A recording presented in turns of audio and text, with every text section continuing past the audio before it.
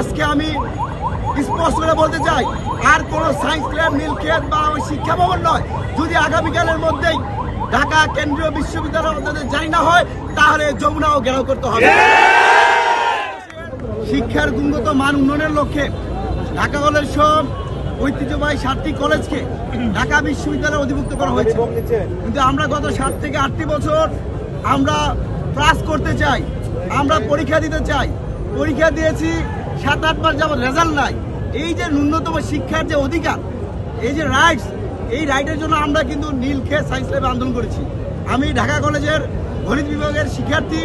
আমরা এই যে একটা ভঙ্গুর পরিস্থিতি, সেই ভঙ্গুর পরিস্থিতি থেকে মুক্তি হওয়ার জন্য আমরা কিন্তু ঢাকা বিশ্ববিদ্যালয়ের অধিভুক্ত থেকে আমরা বাতিল হয়েছি। আমরা সরকারকে জানিয়েছিলাম যে শেখ হাসিনার রাজনৈতিক সিদ্ধান্তের কারণে, শেখ হাসিনার রাজনৈতিক অভিপ্রায়ের লক্ষ্যে প্রায় 2 লক্ষ শিক্ষার্থীর জীবনকে হুমকির মুখে ঠেলে দেওয়া হয়েছে। তারই ধারাবাহিকতা অধিভুক্ত বাতিল করা হলেও গত 1.5 বছর ধরে আমাদের এই যে 7টি কলেজের শিক্ষার্থীরা আন্দোলন করছে, সেখানে কিন্তু কার্যত কোনো আমরা সমাধান দেখতে পাচ্ছি না।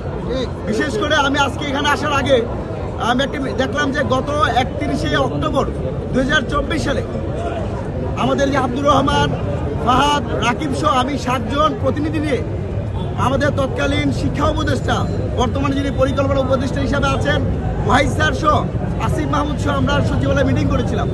গত 1.5 বছর আগে আমরা যে দাবি উত্থাপন করেছিলাম, শিক্ষার্থীদের যে বিষয়গুলো নিয়ে সমস্যা হয়, সেগুলো কিন্তু গত 1.5 বছর একটুও সমাধান হয় নাই। আমরা এই যে আরেকটা কথা না বললেই নয়, আমি কেন্দ্রীয় সমন্বয়ক হিসাবে সায়েন্স ল্যাব, নীলক্ষেত নেতৃত্ব দিয়েছিলাম। আজকে আমার ভাইরা, ঢাকা কলেজের শিক্ষার্থীরা বিশেষ করে বিকেলের পর থেকে তিতুমির বা অন্যান্য কলেজের শিক্ষার্থীরা এখানে যুক্ত হয়েছে। আমরা ওই সময় আন্দোলন করেছি প্রায় 12-13 দিন। এই এলাকা একদম পুরো ব্লক করে দিয়েছি। আমাদের রিক্সা চালক, বাস চালক অথবা যে প্যাসেঞ্জার যারা ছিল, তারা গাড়ি থেকে নেমে আমাদের বিস্কিট দিত, পানি দিত। কিন্তু আজকে রাষ্ট্র জনগণের সাথে তামাশা করছে, শিক্ষার্থীদের সাথে তামাশা করে শিক্ষার্থীদের সাথে জনগণের সংঘর্ষ তৈরি করার একটা পরিবেশ তৈরি করে।